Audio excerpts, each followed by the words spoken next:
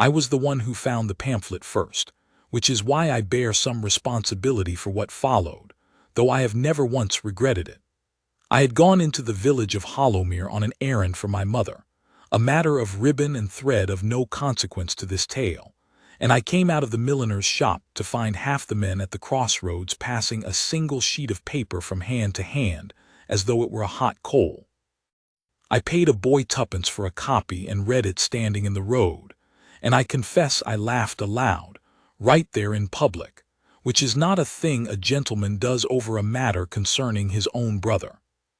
The pamphlet was titled, in letters bold enough to be read across a tavern room, "The Tyrant of Fenhollow and His Latest Cruelty."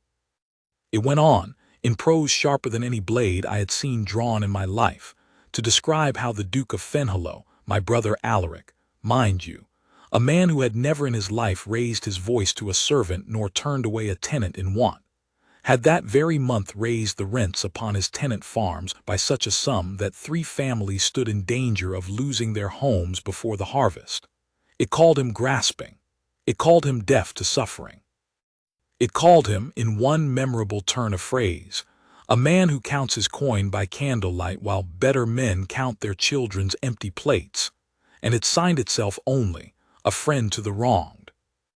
I carried that pamphlet home myself, because I knew precisely what would happen when Alaric read it, and I wanted to be there to see it. He was in his study when I found him, going over the estate ledgers with Mr. Prout, his steward, hunched at his elbow like a crow at a fence post. I set the pamphlet on the desk without a word and watched my brother's face change as he read it, first bewilderment, then a slow darkening like a sky before weather. Prout, I noticed, had gone very still and very pale, though I thought nothing of it at the time. I put it down to the natural discomfort of a steward hearing his employer publicly accused, not knowing that the accusation, aimed wrong though its target was, had landed rather closer to the truth than any of us yet understood. "Rents raised," Alaric said, in the quiet voice he uses when he is more dangerous than when he shouts. "I gave no order to raise the rents." "It says here you did," I said unhelpfully. "I know what it says, Thomas." He set the pamphlet down as though it had scorched him. "Prout, did I give such an order?" Prout cleared his throat and said something about market conditions and necessary adjustments, and the general difficulty of running an estate in uncertain times, all of it delivered in the smooth, unbothered tone of a man who has practiced an answer before he is asked the question. My brother, who trusted his steward as he trusted few men, nodded slowly and said that they would discuss the figures later, and that his present concern was the libel, for libel he called it, being sold on street corners in his own village. "Who wrote it?" he asked. Nobody knew. It was unsigned, as such things generally are, printed on a press that could belong to any print shop within 20 miles, though as it happened there was only one press within 20 miles, and that was the little shop at the end of Hollowmere's High Street, run by a young woman named Miss Eleanor Hale, whose father had died the previous winter and left her the business, the debts, and as it turned out, a great deal more nerve than any of us had given her credit for. I did not know then that my brother intended to go to her shop himself, that very afternoon, with the pamphlet still creased in his coat pocket, and a lawsuit for libel forming behind his eyes. I only knew that when he called for his horse an hour later, his jaw set in that particular way that meant trouble for someone, I asked to come along, on the grounds that I would rather witness whatever was about to happen than hear it second-hand from the servants' hall. He did not refuse me. I think, looking back, that some small, unacknowledged part of him wanted a witness too, wanted someone to see him right the wrong that had been done to his name, and never imagined that the wrong belonged, in fact, to him and not to the woman he meant to punish for it. The print shop sat at the crooked end of the High Street, its window fogged with ink dust, a bell over the door that jangled with more enthusiasm than the shop's dour sign suggested it ought to have. I remember the smell most of all, tallow and ink and old paper, a smell like a schoolroom crossed with a chemist's, And I remember the woman who looked up from the press when the bell rang, her sleeves pushed to the elbow, her hands stained black to the second knuckle, a stray lock of brown hair escaping its pins to curl against her temple. She looked at my brother, 6 feet and some inches of him, dressed as only a duke can afford to dress, thunder written plainly across his face, and she did not so much as set down the composing stick in her hand. "Good afternoon," she said. "Are you here about a wedding announcement, or has someone finally died?" I wanted on record that I liked her immediately, and that my brother very much did not want to. "I am here," he said, producing the pamphlet from his coat and laying it upon her counter with the precision of a man laying down a dueling glove. "About this." She glanced at it, barely glanced, really, the way one looks at a thing one has seen 100 times already, and something that was almost, though not quite, a smile touched the corner of her mouth. "Ah," she said, "that one did rather well, didn't it? I understand the innkeeper had to print a second batch. You admit you wrote it?" "I admit nothing of the sort," she said, "since you have not asked me a question, only made an accusation, and I was raised to believe a gentleman ought to know the difference." She set down the composing stick at last and came round the press to face him properly, wiping her hands on her apron, and I saw that she was younger than I had first thought, perhaps 22, and considerably less frightened than any sensible person ought to be, standing before an angry duke in her own narrow shop. "But since we are speaking plainly, your grace, yes, I wrote it. I set the type myself, and I sold every copy at a fair price, and I would print it again tomorrow if the facts required it." "The facts," my brother said, "are that I gave no order to raise those rents. Then someone in your employ did and put your name to it, and you have come to the wrong door to complain of the injustice." She folded her arms. "I do not print lies, sir. I print what I can verify. 3 tenant families on the Fenhallow home farm received notice a fortnight ago that their rents would rise by nearly a third come Michaelmas, with no explanation given beyond necessity. I spoke to 2 of those families myself. If you tell me the order did not come from you, then I put it to you that you have a thief closer to your own hearth than you imagine, and I would thank you to go find him rather than threaten the woman who told you he existed." I watched my brother's face during this speech, and I confess I have rarely enjoyed anything so much in my life. He is not a man accustomed to being spoken to in that tone by anyone, man or woman, commoner or peer. His jaw worked. His hand, I noticed, had closed into a fist at his side, not in violence. My brother has never in his life raised a hand to anyone weaker than himself, and would sooner cut off that hand than use it so. But in the particular frustration of a man who has arrived armed for a fight, and finds his opponent already 3 moves ahead of him on the board. "You dare," he said, "to lecture me on the management of my own estate." "I dare a great many things, your grace, it being rather a habit of mine. Was there something else, or have you come only to stand in my shop and glower at my press? Because I do have work to finish before dark, and thunderous noblemen do so clutter up the light from the window." I laughed. I could not help it. It came out of me before I could stop it, a short bark of a laugh that made them both turn to look at me as though they had forgotten I was there at all, which I dare say they had. "Forgive me," I said, not meaning it in the slightest. "Please continue. This is the most entertainment I have had since the harvest fair."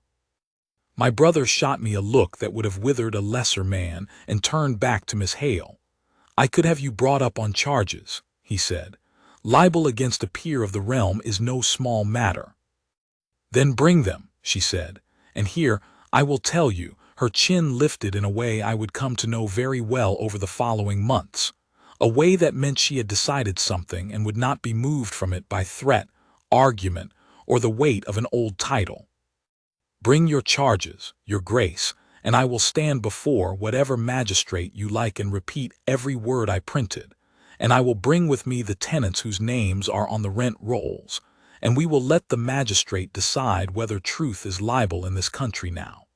I rather think the newspapers in the capital would find that trial more interesting than you would like." There was a silence then, a proper silence, the kind that has weight to it. I watched something shift in my brother's expression, not surrender. He does not surrender, but a kind of recalculation, the look of a general realizing the terrain is not what the map promised. "You would drag this into a courtroom," he said slowly, "rather than simply tell me who gave you your information." "I would protect the people who trusted me with it, yes. I should think that much was obvious." Her voice gentled very slightly, for the first time since we had entered. "I did not write that pamphlet to wound you personally, sir. I do not know you personally. I wrote it because 3 families with children to feed were told, with no warning and no recourse, that they must find a third again as much money as before or lose the roof over their heads, and I thought someone ought to say so where it would be read. If I have wronged you by naming you the author of that cruelty when the true author sits elsewhere, then I will print a correction the moment you can show me proof of it. Until then, I stand by every word." My brother looked at her for a long moment, longer, I think, than he meant to. Then he picked up the pamphlet from the counter, folded it once, and put it back in his coat. "I will have my proof," he said, "one way or the other." "I do hope you will," said Miss Hale, "for the tenant's sake if not for your own." We left the shop in a silence that lasted the whole ride back to Fenhallow, my brother's face unreadable, and it was not until we were nearly home that he spoke again. "She is impossible," he said. "She is magnificent," I said, and earned myself a glare that lasted the rest of the evening. But I noticed, over supper, that he asked Prout no fewer than 3 separate questions about the rent rolls, each one phrased more carefully than the last, and I noticed that Prout answered each one with slightly less ease than the one before it. I said nothing. I only watched and waited, and thought that Miss Eleanor Hale had planted a seed in my brother's mind that no amount of ducal temper was going to uproot. It took him 4 days to summon the courage, and I use that word deliberately, for I believe it took more courage in him than the lawsuit would have, to return to her shop without the pretense of a lawsuit as his excuse. I went with him again, because by now I would not have missed it for a hunting party with the regent himself. He had spent those 4 days quietly reviewing every ledger Prout had touched in the last 2 years, a fact I knew only because I had seen the candle burning late in his study on 3 of those 4 nights, and because he had sent, without telling anyone why, a private letter to his solicitor in London asking after certain particulars of estate law regarding a steward's authority to alter tenant agreements without the landlord's direct sanction. He did not tell me what he had found. He is not a man who shares his suspicions before he is certain of them. It is a fault in him, if you can call carefulness a fault, though it has occasionally driven me to distraction. But I could see, in the set of his shoulders as we rode into the village that second time, that something had shifted, and that he was going to her shop not to accuse but, though he would have died before admitting it in those words, to consult. She was setting type again when we entered, and this time she did look up with something like surprise, though she covered it quickly. "Back again, Your Grace. I confess I did not expect a second visit so soon. Have you brought your lawsuit after all, or only your brother, who I am told laughed rather rudely at me on your last visit, and has therefore already endeared himself to me more than you have?" "I have brought neither," Alaric said. "I have brought a question." "How refreshing, ask it then." 3 families on the home farm. You said you spoke with 2 of them yourself. I should like their names." Her expression cooled at once, the warmth in it retreating behind a wall I had already come to recognize as protective rather than cold. "I told you I would not give up my sources to a man threatening a courtroom." "I am not threatening a courtroom. I am asking so that I may go to those families myself in person, and hear from their own mouths what notice they were given and by whom, so that I might correct whatever has been done to them if indeed it needs correcting." He paused, and I watched the words cost him something, the way honest words sometimes do a proud man. "You said I ought to look closer to my own hearth. I have been looking. I do not yet like what I am beginning to see." Something in her face changed then, not surrender, not quite, but a loosening, as though she had been braced for a blow that had not landed. "The Hartleys," she said slowly, "at the Mill Cottage, and the widow Combe on the eastern boundary. They will tell you the same thing they told me, if you will only listen without your title getting in the way of your ears." I generally manage to hear despite it. "Do you?" She tilted her head, and I saw the wit come creeping back into her expression like sun returning after cloud. "Forgive me, your grace, but I have lived in this village my whole life, and I have watched a great many gentlemen visit a great many cottages, and I have yet to see one of them leave having genuinely heard a word that was said to him, rather than simply having been present while words occurred nearby. I am not one of your great many gentlemen. So you keep implying. I shall reserve judgment until I see it demonstrated."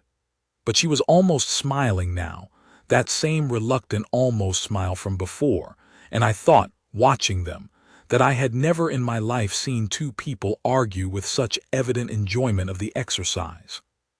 "You have a great deal of nerve, Miss Hale," my brother said, "speaking to a duke this way."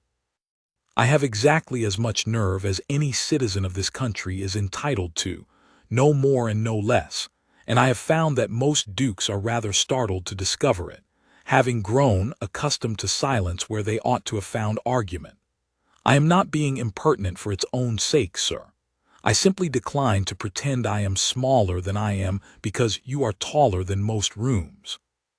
She said this lightly, but there was iron underneath it, and I saw my brother recognize the iron, and I saw something in him respect it even as it needled him. "I will visit the Hartleys and the widow Combe this week," he said, "and I will return hereafter to tell you what I find. Not," he added before she could speak, "because you are owed an accounting of my private business, but because you were right to say the truth matters more than my comfort, and I find I cannot argue the principle, only the delivery." "The delivery was rather good, I thought," she said. "I labored over that phrase about the candlelight for the better part of an hour." "It was excellent," I put in from the doorway, where I had been standing quietly enjoying myself. "I laughed for a full minute over it." "Thomas," my brother said, in a tone that promised a later reckoning, "you are not helping." I was not aware I had been asked to help, brother. I understood my role here to be entirely decorative. Miss Hale laughed then, a real laugh, quick and unguarded, and I saw my brother's eyes go to her face at the sound of it in a way that told me, though he did not yet know it himself, that something in him had already begun to turn. We rode home in a different silence than before, not grim this time but thoughtful, and when we reached the stable yard my brother said, apropos of nothing, "She is the most contrary woman I have ever met." "You have said that already." "I am aware. It bears repeating." He dismounted and stood for a moment with his hand on the horse's neck, looking off toward the village as though he could still see the shop from there. "She is also entirely correct, which is the more troubling matter." I said nothing to that, only smiled to myself where he could not see it, and went in to my supper well pleased with the day's work. What followed over the next fortnight I witnessed only in pieces, being occupied with my own affairs, but I gathered enough from my brother's changing moods and from village gossip, for a duke cannot visit tenant cottages without the whole parish knowing his business by nightfall, to reconstruct the shape of it. He went to the Hartleys and the widow Combe, and heard from each of them a story that matched precisely what Miss Hale had printed. He learned that Prout had visited each family personally to deliver the news of the increase, that he had spoken of it as coming directly from his Grace's own instruction, that he had brooked no argument and permitted no appeal. He learned further, and this took rather longer to uncover, requiring a discreet correspondence with his London solicitor, and a quiet audit of 2 years of rent ledgers that Prout had always been strangely reluctant to leave unattended, that the increase Prout had announced to the tenants was larger than the increase Prout had recorded in the estate's own books, the difference being pocketed, month upon month, into an account that traced back, through a chain of small deceptions, to Prut himself. It was, in short, exactly what Miss Hale had suspected from the start, though she had had none of the proof, and only the evidence of hungry families and a steward's smooth, unbothered manner to go on. My brother confronted Prut in his study on a Tuesday, and dismissed him from his post by Wednesday morning, and restored the tenants' rents to their proper level with a personal letter of apology to each family signed in his own hand. A gesture, I will note, that was entirely his own idea and owed nothing to anyone's prompting, for whatever contrariness Miss Hale had provoked in him, the decency underneath it had always been his alone. I mention this because I would not have you think my brother a man who required a woman's scolding to behave honorably. He required only the truth, once it was placed before him plainly enough that his own pride could not stand in its way, and it was Miss Hale's peculiar genius to place truths before people in a manner that made pride an inadequate shield. He went to her shop again the following week to tell her so, and this time I did not accompany him, having been given to understand, by a certain quality in the request that I stay behind, that my brother wished for once to conduct his business without an audience. I had the story from him that evening, told with more reluctance and more color in his face than I had seen from him in years. He had gone in, he said, and found her at the press as ever, and told her plainly that she had been right, that Prut had lied, that the tenants had been cheated, that the man was dismissed and the rents restored, and the difference repaid with interest out of the Duke's own pocket for the trouble caused. He had expected, I think, some measure of triumph from her, some pointed remark about tyrants and their tempers, and had braced himself to receive it with what grace he could muster. Instead, he said, she had gone quite still and quite quiet and had said only, "I am glad, truly. I did not enjoy calling you a tyrant, your grace, whatever you may have believed. I would very much rather have been wrong." "You were not wrong," he had told her. "You were only aimed at the wrong man. The trouble was real. You simply mistook the source, and I cannot fault you the mistake, since I mistook it also in my own house for 2 years running, and I had far more reason to know better." She had looked at him then, he said, in a way that made him feel, and here he stopped and looked into the fire, and did not finish the sentence for a long moment, that made him feel, for the first time in longer than he cared to admit, that he was being looked at as a man and not merely as a title. "I told her," he said finally, "that I intended to print a public notice correcting the record, not to shame her, but to make plain that the fault lay with Prut and not with Fenhallow's name, so that she would not be thought to have lied, and so that no one might hold her pamphlet against her as calumny once the truth was known." "That was well thought," I said. "She said," he went on, and here the ghost of a smile crossed his face, an expression I had not seen on him in some years, "that I was welcome to print whatever notice I liked, provided I did not ask her to print a retraction of the wit, only of the target. She said the Tyrant line was too good to waste on a man who did not deserve it, and she meant to use it again someday, on someone who did." I laughed at that for a full minute, and my brother, I noted, did not seem to mind the laughter nearly so much as he once had. It was some weeks after this that I began to understand the visits to the print shop had become, by whatever slow alchemy governs these things, a habit rather than a necessity. My brother found reasons. He found, in swift succession, a need to discuss the wording of the public notice, a need to inquire whether she might print the estate's new tenant agreements in plain language rather than the impenetrable legal script Prut had always favored, a need to ask her opinion. Her opinion, mind you, a duke asking the opinion of a tradeswoman on a matter of estate policy, which would have scandalized half the drawing-rooms of the county had they known of it. On how best to communicate the change in rents to tenants who had learned, through hard experience, to distrust any letter bearing the Fenhallow seal. She gave her opinions freely, and argued with him when she disagreed, which was often, and I began to notice that my brother no longer bristled at the arguing so much as he seemed to be waiting for it, the way a man waits for a familiar tune to reach its favorite verse. I accompanied him on perhaps half these visits, and I can attest that the sparring between them never once dulled into mere courtesy. If anything, it sharpened, as two blades sharpen each other with use, each visit finding some new angle of disagreement to explore. He would arrive with some point of estate business, and within a quarter hour they would be arguing about something else entirely. Whether Parliament had any business meddling in enclosure law, whether a woman had the right to run a business without a husband's name over the door, whether the modern novel was a corrupting influence or merely an honest one, on which point Miss Hale held decided opinions that she was pleased to defend at considerable length, much to my brother's evident and growing delight. Though he would sooner have walked into the sea than admit to delight in anything so plainly. There was one visit in particular that autumn which I have never forgotten, though it involved no grand declaration and no witnesses beyond myself and a shop cat that had taken up permanent residence among the paper stock.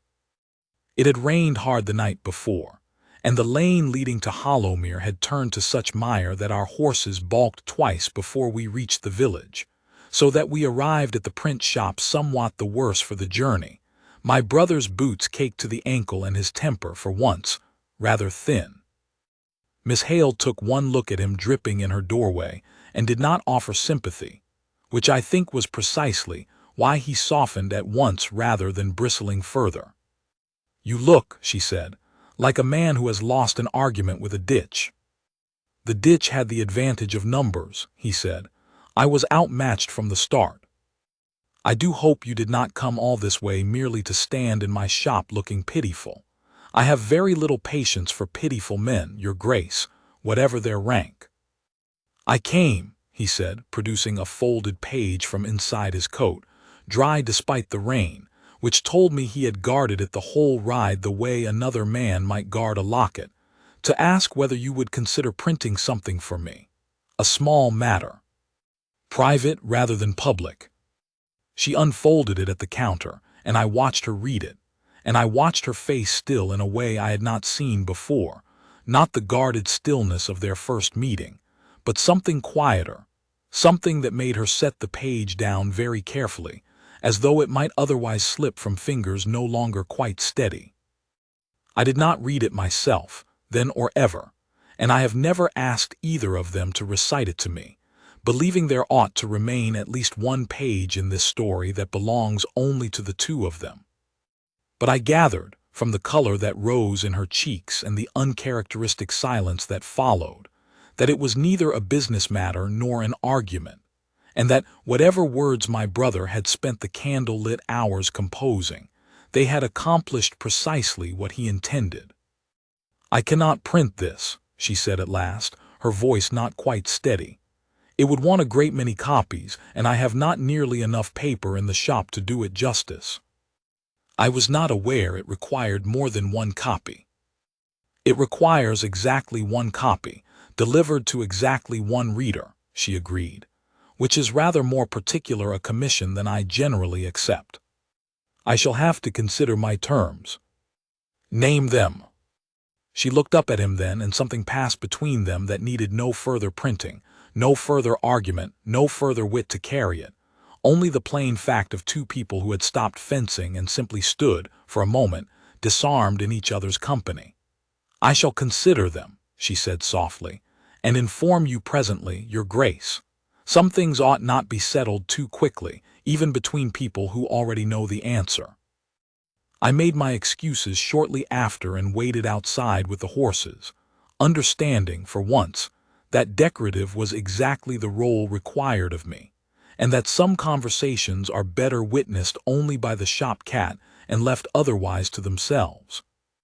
I asked him once, riding home from one of these visits, whether he intended to keep inventing reasons to visit a print shop indefinitely, or whether he meant to eventually admit to himself what the rest of the county, for by then the rest of the county had certainly begun to notice, had already concluded.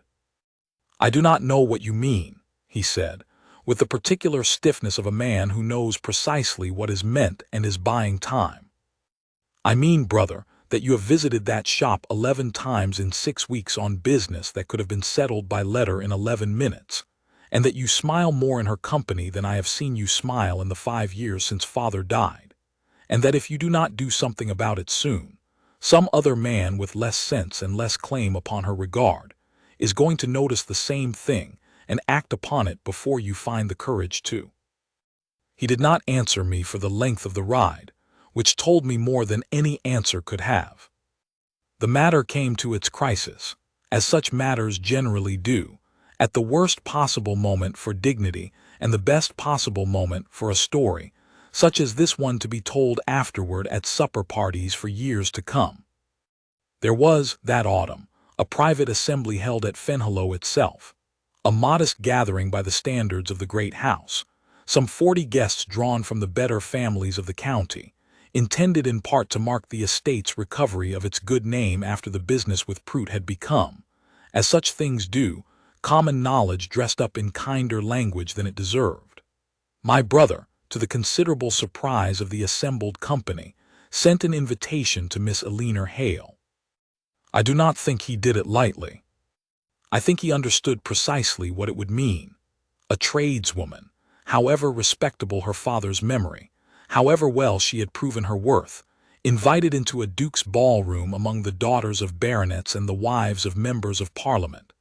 And I think he did it anyway because some fear in him had finally been outweighed by some larger and better thing. She came. I will say that for her. She came, dressed plainly but well, her chin at that same familiar angle, and she bore the raised eyebrows and the murmured asides with a composure that I found, honestly, rather more admirable than the composure of women born to such rooms, who had never had to learn it the hard way. It was Lady Cressingham, a woman of considerable fortune and no discernible warmth, whom I have never liked and shall not pretend otherwise now, who made the evening interesting. She had heard, of course, the whole story of the pamphlet, softened and distorted as it traveled through drawing-rooms the way such stories do, and she chose to raise it in a voice pitched precisely to Carrie. "Miss Hale," she said, over the rim of her glass, "I understand you once called our host a tyrant in print. How extraordinary to be received in his own house after such an insult. One wonders what a woman must do, in your circumstances, to secure an invitation. Insult a man badly enough and he takes notice of you at last." There was a ripple of laughter, the ugly kind, the kind meant to draw blood while smiling. I saw my brother's face go rigid, saw him draw breath to speak, and I saw Miss Hale lay a hand very lightly upon his sleeve, a small gesture, but one that stopped him as surely as a raised hand might have stopped a lesser man, because it told him, without a word, that she did not need defending. "I called him a tyrant," she said, to the room at large, in a voice that did not rise but somehow carried further than Lady Cressingham's had, "because I believed at the time that he had raised the rents of 3 families to the point of ruin without cause or warning. I was wrong only in the particular.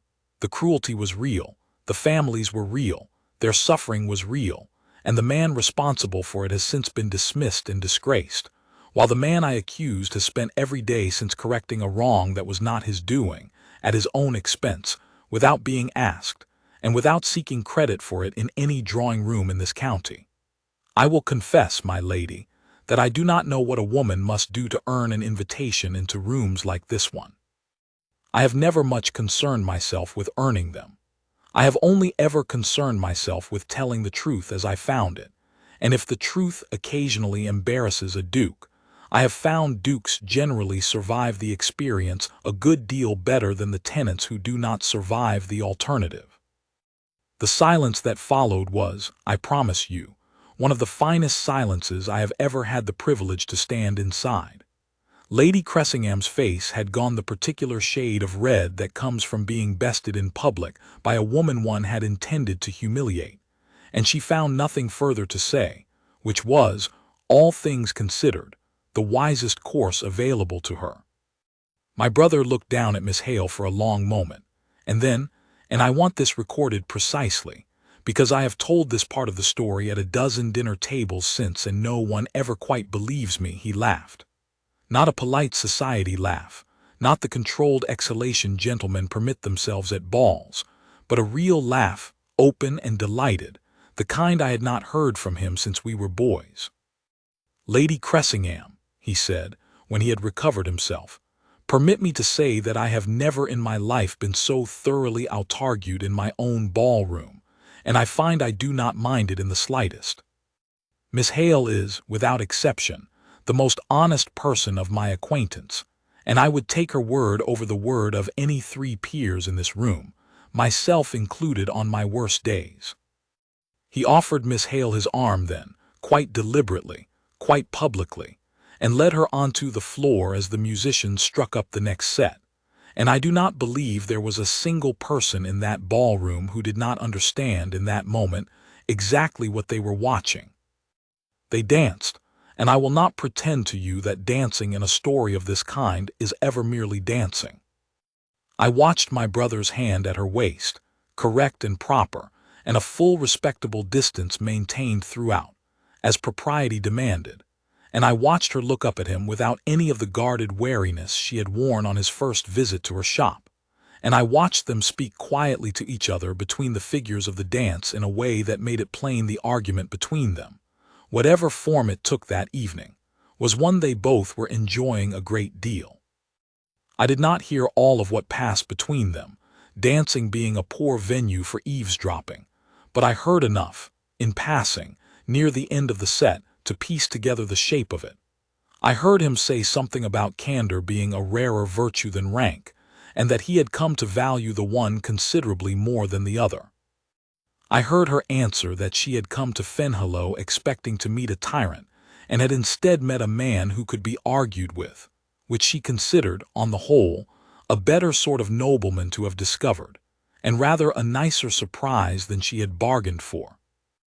I heard him ask, very low, whether she might consider, and here his voice dropped below what I could catch, and I will not pretend otherwise, for I think some things in this world are entitled to remain private even from a brother's fond curiosity, and this, I believe, was the moment they both later described, when pressed by curious cousins at family gatherings for years afterward, as the moment the matter was settled between them, whatever precise words were used to settle it. I can tell you what I saw, if not all I heard.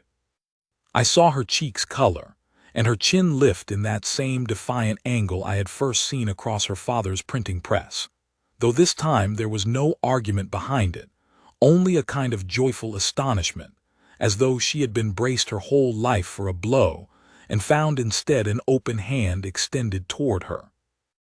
I saw my brother's face, usually so guarded, so careful, standing quite undefended in the candlelight of his own ballroom for anyone who cared to look, and I thought that whatever thorns had once made him the Briar Duke in whispered village gossip, they had, in the space of a few months and a good many arguments, been entirely disarmed by a woman who had never once been afraid of them. The betrothal was announced within the month, and I will not deny that it caused talk. A duke and a printer's daughter, however respectable, is not the ordinary shape of these arrangements, and there were those in the county who muttered about it for a full season afterward. But there were others, and I count myself proudly among them, who thought it the finest match Fenhallow had made in 3 generations, and who said so loudly enough to drown out the muttering whenever the opportunity arose. The wedding itself was held in spring, in the village church at Hollowmere rather than the grand chapel at Fenhallow, at the bride's particular request, on the grounds that she had lived her whole life within sight of that church, and saw no reason to be married anywhere else merely because she now had a duke's ring on her finger. My brother, to no one's surprise who had watched the courtship unfold, agreed to this without argument, which I understand caused Prout's replacement as steward, a decent, careful man named Mr. Ashworth, who had come with excellent references and an evident horror of ever repeating his predecessor's sins, to remark that he had never seen his grace agree to anything without argument before, and wondered aloud whether marriage might prove a permanent cure for the condition. It did not, as it happened, prove any such cure, and I think both parties would have been disappointed had it done so. I visited Fenhalow often in the years that followed, and I can report with complete honesty that my brother and his Duchess argued about nearly everything. The management of the tenant farms, which she took a keen and informed interest in to the end of her days, the education of their children, of whom there were eventually 3, each one inheriting, to my very great amusement, their mother's stubborn chin and their father's dark brooding eyebrows in various proportions. The question of whether the estate ought to fund a proper school in the village, which she argued for with such relentless and well-documented persistence that my brother eventually built the thing simply, I believe, to have an evening's peace, though I do not think he regretted a shilling of it. But I never once saw them argue as enemies argue. I saw them argue as two people argue who have found in each other an equal, someone whose objections must be answered honestly, on the merits, because no title, no fortune, no accident of birth will settle the matter in their favor by default. My brother had spent his whole life before her, surrounded by people too intimidated by his rank to tell him an unpleasant truth to his face, and I believe now that this had cost him more than any of us understood at the time, had left him lonelier, behind all that reserve and all those thorns, than a man with his advantages had any right to be. She had cured that loneliness not by soothing it, as a gentler woman might have tried and failed to do, but by refusing, from the very first afternoon in her father's shop, to be soothing at all.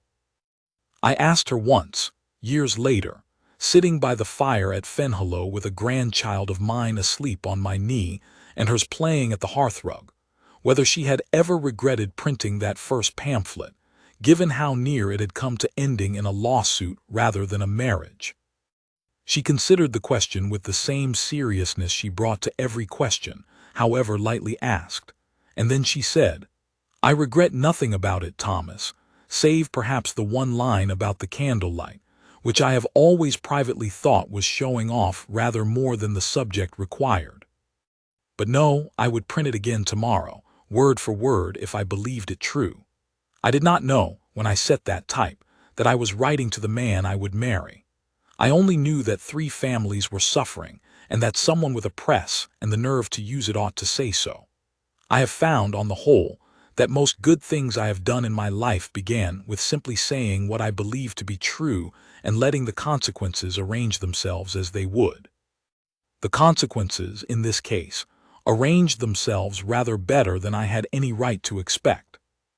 He came to your door meaning to threaten a lawsuit," I said, "and left half in love with you already, though it took him a further 2 months to admit it even to himself." "He came to my door," she corrected, with that same lifted chin, softened now by 40 years of fondness where it had once carried only defiance, meaning to frighten a printer's daughter into silence, and found instead a woman who had no intention of being frightened. I think that surprised him more than anything else about me. I think, in his own way, he had been waiting his whole life for someone who wasn't afraid of him, and simply hadn't known it until I refused to be. Across the room, my brother, Duke of Fenhalow still, though gray now at the temples and considerably softer around the eyes than he had been the day he strode into her shop with a pamphlet crushed in his fist, looked up from the letter he was writing and caught the tail end of her words, and smiled the particular smile he reserved only for her, the one that had first appeared, so far as I ever witnessed. On a ballroom floor on the night, he laughed at his own expense in front of the whole county, and found he did not mind it at all. "She is quite right," he said. "I had thorns enough for any 3 men, Thomas, before she came along and proved most of them unnecessary. I keep a few still, mind. A man ought to keep a few, but I no longer need them for her, and that has made all the difference in the world. There is a coda to this story that I have saved for last, because I think it says more about the 2 of them than anything else I might tell you. Some years after the wedding, when their eldest daughter was perhaps 7, and already showing an alarming talent for argument, a fresh scandal blew through a neighboring county. A landlord there, a viscount of no particular distinction, had been accused in an anonymous broadsheet of turning families out of their cottages over a disputed boundary hedge, and had responded, rather less wisely than my brother once had, by dragging the printer who published it before a magistrate on a charge of libel. My brother, upon hearing of it, did an uncharacteristic thing. He wrote a letter not to the viscount, whom he barely knew, but to the printer, a frightened young widow with a press half the size of the one that still stood, dusty but beloved, in what had once been Aliner's father's shop. He offered in his own hand to stand as a character witness, should the matter come to trial, and to state plainly before whatever court would hear it that a landlord's rank was no shield against an honest accusation, and that he knew this from personal experience, having once been accused himself, quite correctly as it happened, of a cruelty that was not his doing but that he was proud, in the end, to have been made to answer for. "You are becoming a menace to landlords everywhere," I told him, when Aliner showed me the letter before it was sent, laughing over his shoulder as he sealed it. "Soon no nobleman in England will dare raise a rent without your permission." "Good," said my brother without looking up. "Someone ought to keep watch. I can think of no one better suited to the work than a man who was once fool enough to need the lesson taught to him at his own door." Aliner caught my eye over his bent head and smiled, not the guarded almost smile of that first afternoon at the press, but something wider and entirely unguarded, the smile of a woman watching a thing she had planted long ago come, at last, into its full and stubborn bloom. The viscount, I am glad to report, withdrew his charges within the fortnight, whether from conscience or from simple dread of facing the Duke of Fenhallow across a courtroom I never learned, and never much cared to ask. I have told this story now at more family gatherings than I can easily count, to nieces and nephews and grandchildren who roll their eyes fondly at their Uncle Thomas and his favorite tale, and I confess I never tire of the telling, because it never fails to remind me of something I think worth remembering, that the sharpest words, honestly meant and bravely spoken, sometimes do more good in the world than all the careful silence that surrounds a great house and a great name. My brother was never a tyrant, whatever that first pamphlet called him, but he might have gone on for years undiscovered, guarded and lonely behind his own reserve, had a printer's daughter not had the courage to say, in bold type for the whole village to read, that something was wrong and that someone ought to answer for it. He answered for it, and in answering he found the one person in England, I do believe, entirely unafraid of him, which turned out in the end to be exactly what the Briar Duke of Fenhallow had been waiting for all along.